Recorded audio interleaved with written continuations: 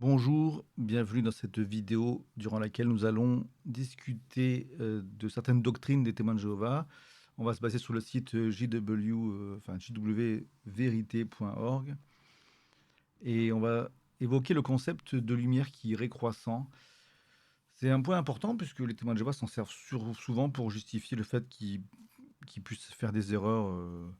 Enfin, ils sont à la fois dans la doctrine qu'ils sont la vérité, mais au final, ils acceptent le fait qu'il y ait eu une myriade de vérités dans leur histoire, dans l'idée qu'ils iraient en s'améliorant. Donc c'est basé sur Proverbe chapitre 4, verset 18. Donc la tour de garde dit par exemple qu'une autre manière de coopérer avec ses frères consiste donc à bien accueillir toute nouvelle compréhension des vérités bibliques publiées par l'esclave fidèle et avisé. Donc d'après le Proverbe 4, 18 qui dit le sentier des justes est comme la lumière brillante dont l'éclat augmente jusqu'à ce que le jour soit solidement établi. Ok, bon, on va aller tout de suite sur la partie qui met un peu en contexte ce verset déjà. On va lire le Proverbe chapitre 4, versets 14 à 19. N'entre pas dans le sentier des méchants et ne t'engage pas tout droit dans la voie des mauvais. Évite-la, n'y passe pas, détourne-t'en et passe outre, car ils ne dorment pas s'ils ne font le mal, et le sommeil leur est enlevé s'ils ne font trébucher quelqu'un. Car ils se sont nourris du pain de la méchanceté, et c'est le vin des actes de violence qu'ils boivent. Mais le sentier des justes est comme la lumière brillante dont l'éclat augmente jusqu'à ce que le jour soit solidement établi. La voie des méchants est comme l'obscurité, non, ils ne savent pas sur quoi ils trébuchent sans cesse. Donc clairement, là, on est sur une opposition entre le bien et le mal, entre les justes et les méchants. On est très loin de quelque chose qui serait centralisé sur les justes pour montrer que leur connaissance de la vérité évolue. Je veux bien qu'on comprenne certains versets dans des sens plus figurés, moins littéraux, mais enfin, quand il n'y a aucun indice de contexte qui permet d'aller dans un sens, c'est quand même un peu bizarre de dévoyer complètement ce verset pour lui faire dire quelque chose qu'il ne dit pas, quoi. Alors, ce qui peut être intéressant ensuite, c'est de voir comment certaines doctrines ont évolué pour voir si, parce que bon, la lumière va croissant, ça semblerait indiquer qu'elle s'améliore et que à tout moment, si on regarde ce que croient les témoins de Jéhovah à un instant T, leurs croyances en cet instant T sont supposées être meilleures et plus proches de la vérité que à T-moins 1 an, T-moins 10 ans, T-moins 100 ans. Bon, malheureusement, c'est un peu plus compliqué que ça. Si on prend là, par exemple, les autorités supérieures, Romains chapitre 13, donc je vais lire ce qui est écrit ici. Russell enseigne que les autorités supérieures dans Romains 13 concernent les gouvernements humains. Donc Russell, le fondateur des témoins de Jéhovah. Mais Rutherford, qui est son successeur, affirme en 1929, grâce à la théorie de la lumière grandissante, qu'il s'agit non pas de gouvernement humain, mais de Jéhovah et de Jésus-Christ. En 1966, après avoir enseigné cela pendant 37 ans, les témoins, suite à une lumière venant du Seigneur, font marche arrière et recommencent à enseigner qu'il s'agit des gouvernements humains, comme Russell l'enseignait. Alors, d'ailleurs, dans une autre vidéo, j'expliquais comment en Roumanie, ça avait fait une véritable scission et il y a deux lignées des témoins de Jéhovah à cause de son changement de doctrine. Donc on peut se poser les questions, si Jéhovah par une nouvelle lumière a éclairé ses serviteurs pour corriger le point de vue de Russell, comment est-il possible que 37 ans après, les témoins de Jéhovah reviennent au point de départ? Est-ce que Dieu change aussi d'idée? Est-ce qu'il se trompe? Ou du coup, est-ce qu'on peut vraiment parler de lumière qui va croissant? Concernant Sodome et Gomorre, on lit Russell, Rutherford et l'organisation annoncent que les habitants de Sodome et Gomorre auront une occasion du salut, étant donné qu'ils n'en ont pas eu avant. Mais en 1954, une lumière éclaire les témoins de Jéhovah. Les habitants de ces deux villes sont définitivement détruits et il n'y aura pas pour eux une autre occasion de salut. 10 ans après, en 1965, l'organisation a de nouveau affirmé qu'ils auront une seconde chance.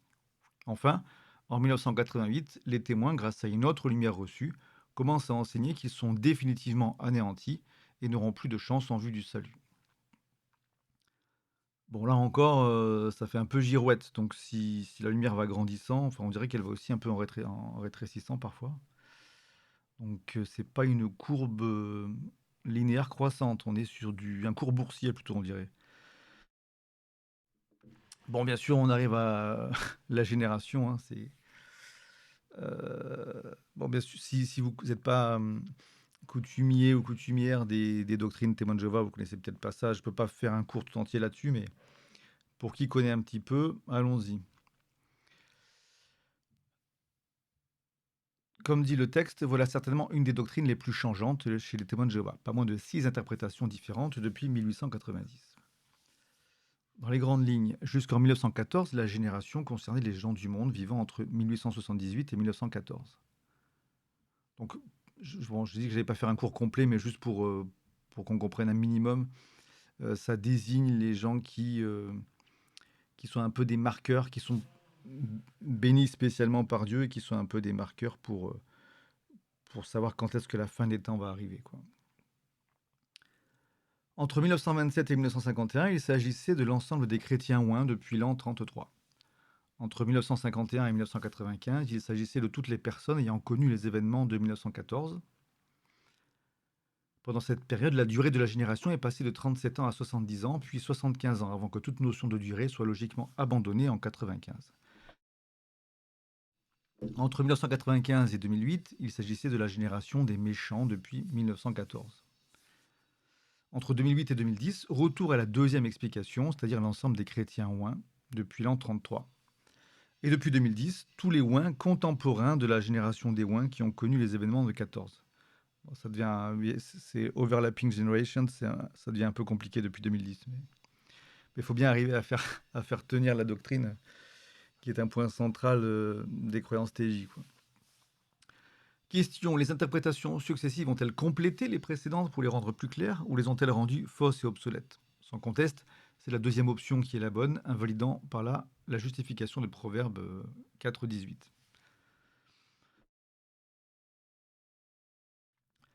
Concernant l'identification de l'esclave fidèle et avisé, donc qui est supposé aujourd'hui, enfin désigner le collège central aux USA qui dirige les témoins de Jéhovah. En 1880, l'organisation enseignait que l'esclave fidèle et avisé n'était pas un individu, en l'occurrence Charles Russell, mais une collectivité. Qui donc est le serviteur fidèle et sage que son seigneur a établi sur sa maison pour leur donner leur nourriture en temps voulu? N'est-ce pas le petit troupeau des serviteurs consacrés qui s'acquittent fidèlement de leur vœu de consécration, le corps de Christ? Heureux ce serviteur que son seigneur, lorsqu'il viendra, trouvera ainsi. En 1921, on va enseigner finalement que l'esclave fidèle et avisé est un homme. Ainsi donc, clairement, donc c'est dans la tour de garde de 1921, ainsi donc, clairement, le Seigneur a prédit un office qui serait rempli par un homme. Nous croyons que presque toute la totalité, sinon toute la totalité des lecteurs de la tour de garde accepteront que l'homme que le Seigneur a choisi pour remplir ce travail fut le modeste, l'humble et fidèle serviteur, frère Russell. Tour de garde de 1922. Ainsi, la prophétie accomplie, les faits physiques et l'évidence circonstancielle sont des preuves concluantes que le frère Russell a rempli cet office du serviteur fidèle et avisé. Bien plus tard, en 1975, on revient à la position de 1881. On lit donc en 75, comme l'esclave de l'illustration de Jésus n'est pas un seul homme, mais la congrégation ointe des disciples du Christ, comme l'expliquaient ces articles, le serviteur de Matthieu 24, 45 était un serviteur collectif. Donc, bon, là aussi, on a du retour en arrière, hein, ce qui montre encore une fois que la lumière ne va pas tout à fait croissant. Comme dit l'article, il est étonnant de constater que cet esclave aura mis plus de 120 ans pour s'identifier lui-même.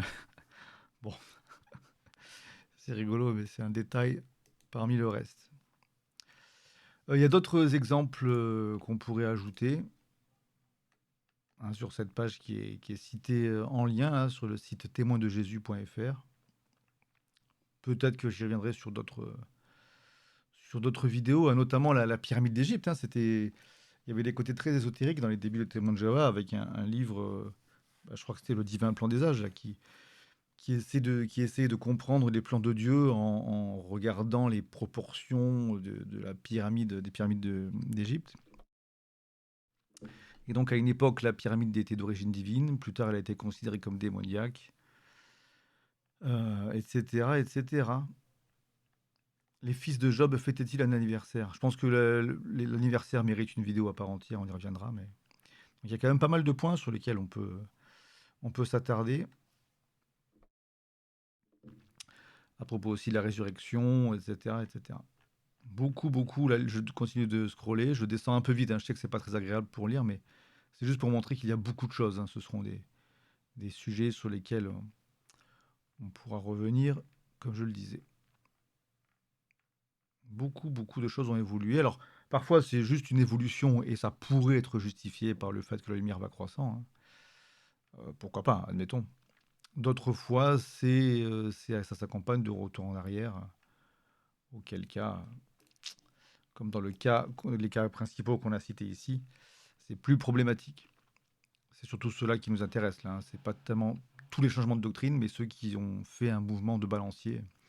Il me semble que pour les vaccinations aussi, ça a été le cas. Enfin, en tout cas, il y a eu, au niveau médical, il y a eu pas mal aussi de changements qui malheureusement ont causé du tort à des frères et sœurs qui parfois ont refusé des traitements pour apprendre quelques années plus tard que finalement ils étaient acceptés par les témoins de Jéhovah et qu'ils avaient perdu de la santé à cause de ça. Enfin, d'autres ont sans doute perdu la vie pour ce genre de raisons.